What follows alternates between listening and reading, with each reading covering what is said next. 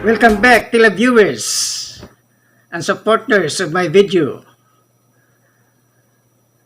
Here we are again for this day, a beautiful day of Sunday here in Singapore. And I know that it's also a beautiful Sunday in the Philippines.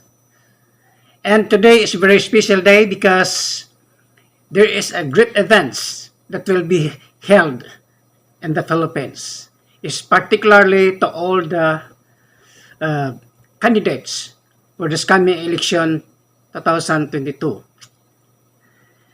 Better watch out these important programs that I have been discussing to you today.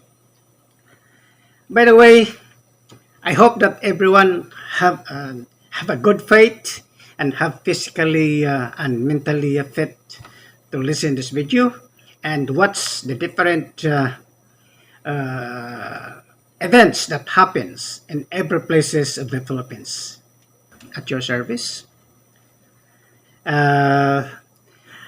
is being obligatory to continue this program in order to give good news to every one of us, especially the Filipinos, whoever and wherever you are all over the world.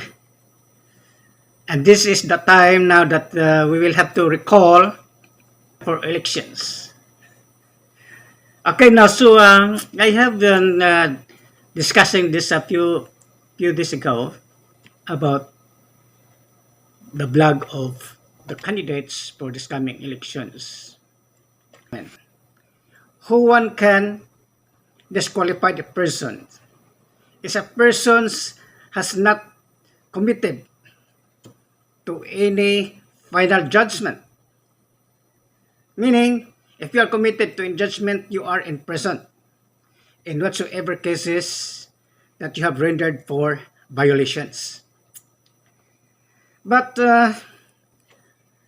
this particular person is not involved and he is not guilty of disqualifications. And this is their strategy to listen and discourage the voters all over the Philippines for a certain person who is really not guilty for anything. He doesn't violate any rules and regulations. He is following whatever requirements being a Filipino. Now, there was a certain case that this Mr. Carpio, the justice of the Comelec, stated in one of the media, saying that Bbm will be disqualified for his candidacy being a president for this coming election. And I believe that he is very much capable to be our next president. Who can else to take good positions for the progress of our nations? You have to name it among the 6 candidates for the candidacy of presidency. Only one there is most capable, and he has most and more experience about the law, how to handle the country, have more experience with regards to politics. So you have to take note of that. Okay, as I will read the violence that being charged by BBM, and I will read here in Omnibus Code of Elections, section number 12. Section number 12 stated here about disqualifications. It said here that any person who has been declared any competent authority or incompetent or has been sentenced by final judgment, insurrections, rebellion, or for any offense for which he has been sentenced to a penalty for more than 18 months or for a crime involving moral turpitude, more than disqualified to be the candidates and to hold office unless he can be given plenary pardon or granted amnesty. You try to analyze these particular sections. Is Bongbong committed any? He's not. He is not. He is not guilty of any violations because he is not imprisoned.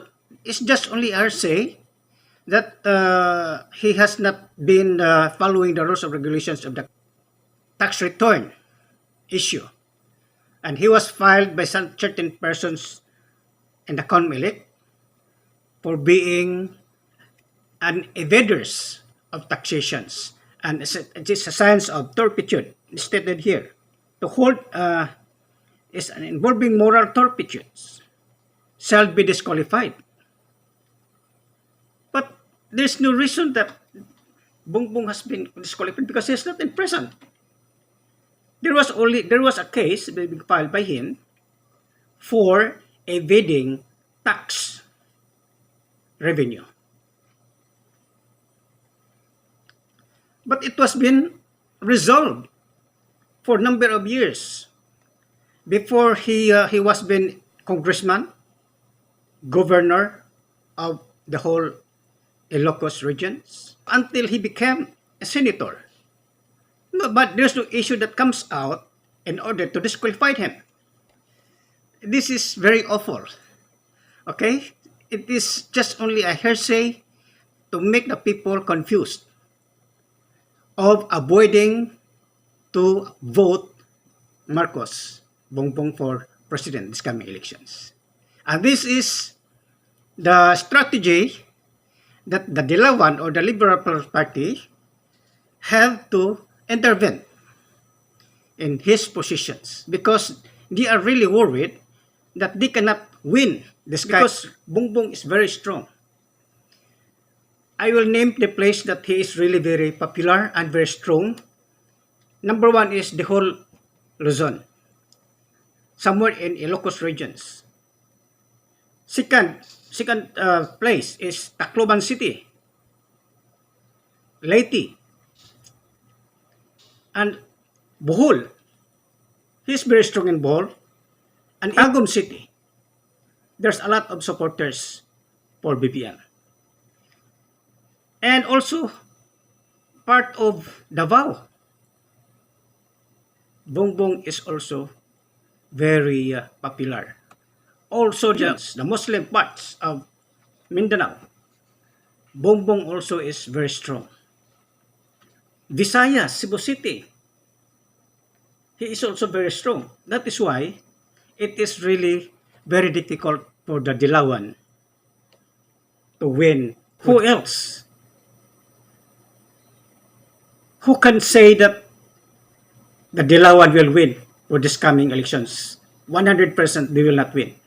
Because the motorcade that was held this morning, Sunday, at early about 6:30,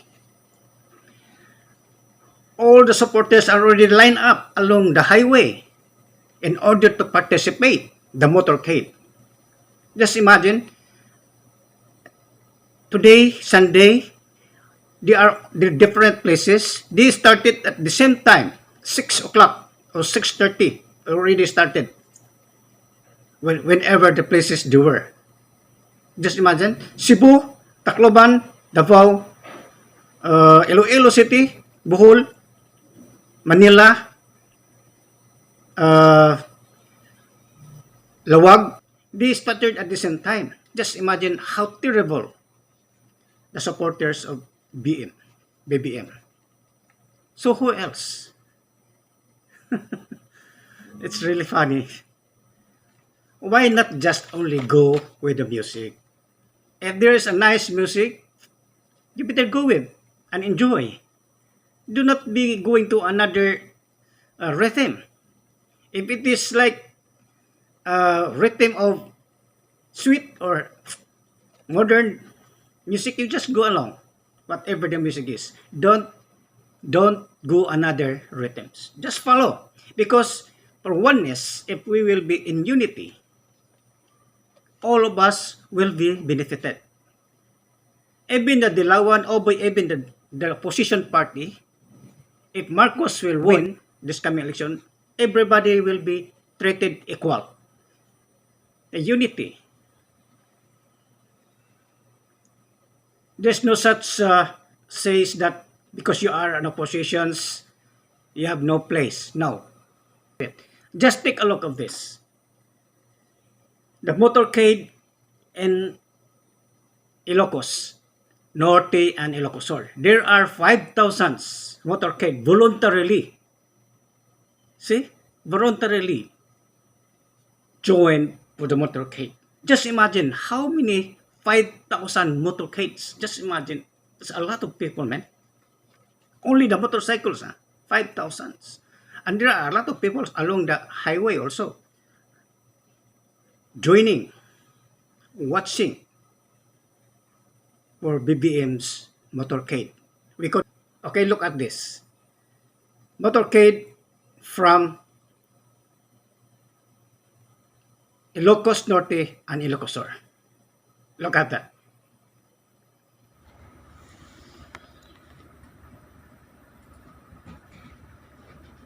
Okay? So you have witnessed how many people are there joining. Another one, I will show you the motorcade in Tacloban City. Look at this and observe how many of them. Please watch. Okay? And another one, I will show you motorcade in Lunita. Please observe how many people are there. Next, motorcade in Antique. And finally, motorcade in Bohol. Okay, you have noticed how many people, how many supporters of Bongbong. You just imagine the motorcade salon. It's very enjoyable. You can witness how many people, and they are really very jolly and happy to join voluntarily to the motorcades. Not like the other parties that they have started giving money already, buying votes. Okay, but Bongbong never buy votes. These are the peoples that voluntarily join to the motorcades. By no means. See?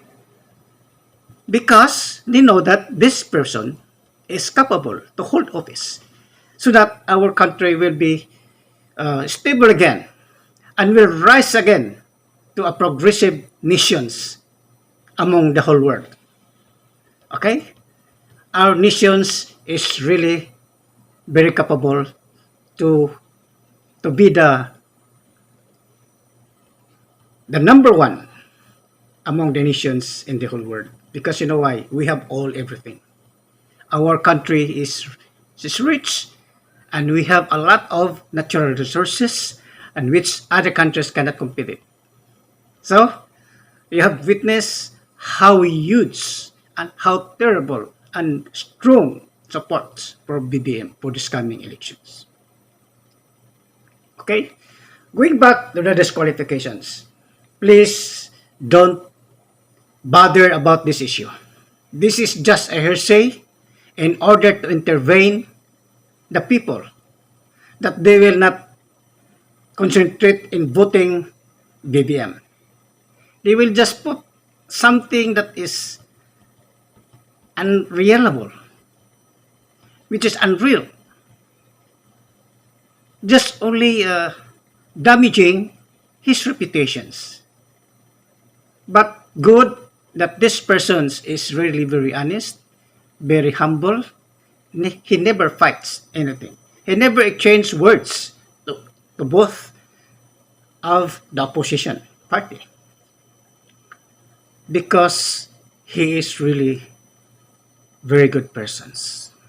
If you are good, people will find solutions. in order to intervene your good plans for the people of the Philippines. But if even you are upon oppositions, if BBM will win this coming election, all of us will enjoy. There will be no oppositions, no other things against him, but we will be in one unity for the progress of the Philippines. Okay? Not only the BBM's supporters, all of us will have to enjoy for our rising good Philippines equally. There will be no more poor. There will be no more anti-government. There will be no more subversive. There will be no anti-government like communist. Okay? So, if he will win, mark my word, we will be leading even the entire world because we have everything. Okay? And besides, America also is now a little bit in trouble because of the gold had been deposited to the World Bank.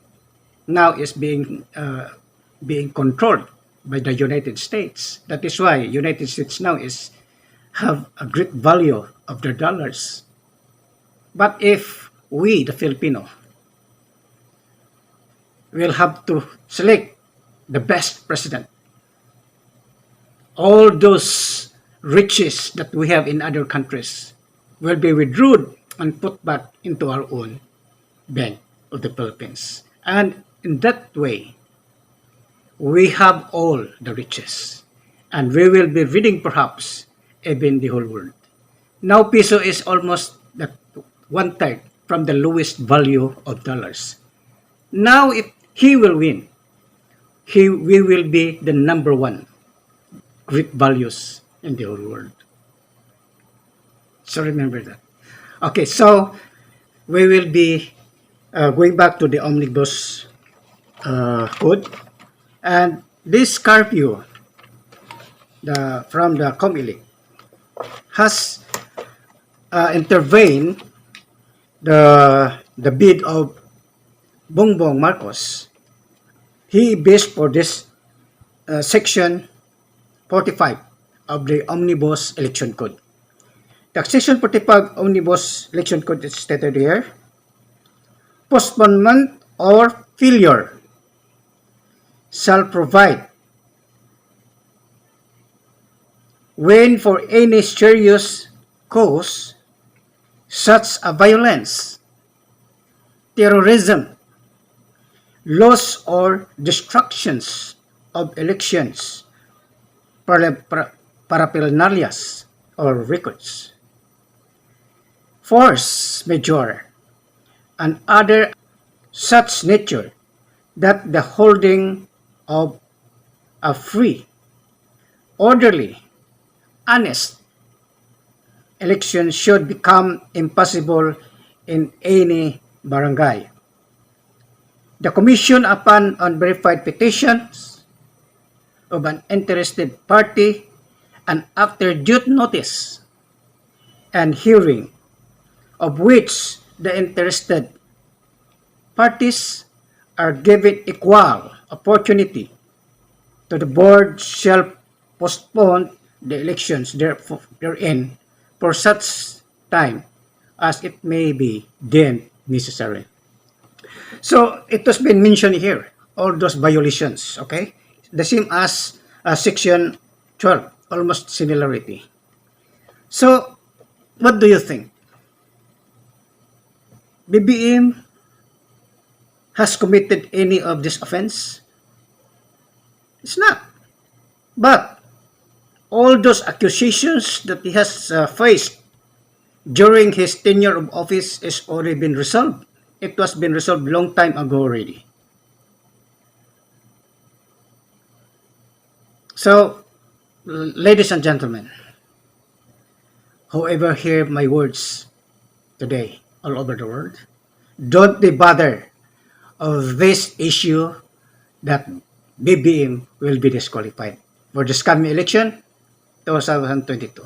And yet, you believe that he will win among the 6 candidates for our new president to have a better and strong stability for the Philippines. And in the future, we will rise again in the Orient. Okay? So, I hope that you will have to continue listening my program today. And please don't forget to subscribe my video.